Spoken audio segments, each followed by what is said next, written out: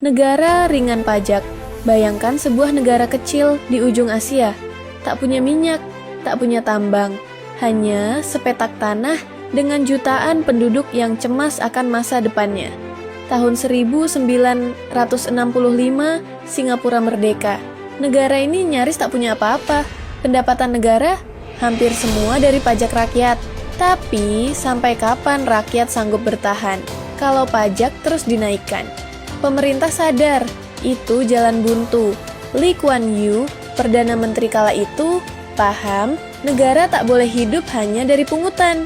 Ia tak mau rakyat terus terhimpit hanya karena negara haus pajak. Maka langkah pertama, ia berantas korupsi habis-habisan. Lee yakin, tanpa kepercayaan, investor asing tak akan datang. Dan benar, saat angka korupsi ditekan dan pintu investasi dibuka, perusahaan global mulai berdatangan.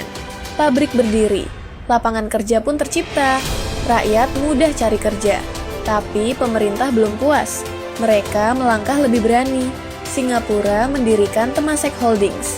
Ini bukan sekedar badan usaha milik negara, tapi lembaga pengelola kekayaan negara. Lewat Temasek, Singapura membeli saham bank, maskapai, pelabuhan, aset yang kelak jadi mesin uang besar bagi negara. Dan impian itu kini sukses besar.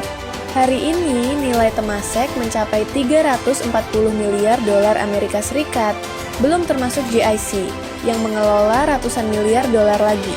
Keberanian ini membuat Singapura lepas dari ketergantungan penuh pada pajak.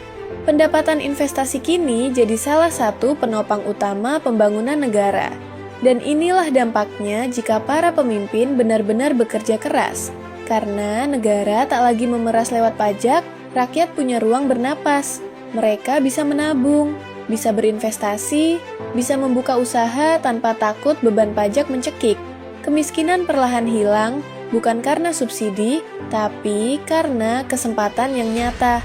Singapura membuktikan, ketika negara kaya bukan dari memeras rakyat, justru rakyatlah yang ikut kaya. Sekarang pertanyaannya, kalau Singapura bisa, kenapa negara kita belum? Padahal alam kita jauh lebih kaya. Tambang ada, hutan ada, lautan luas. Tapi tiap kali defisit, solusi pertama kita selalu sama, yaitu naikkan pajak. Dan apakah akan terus begitu selamanya? Tulis pendapatmu di komentar. Like dan share kalau makin paham. Follow untuk wawasan lainnya.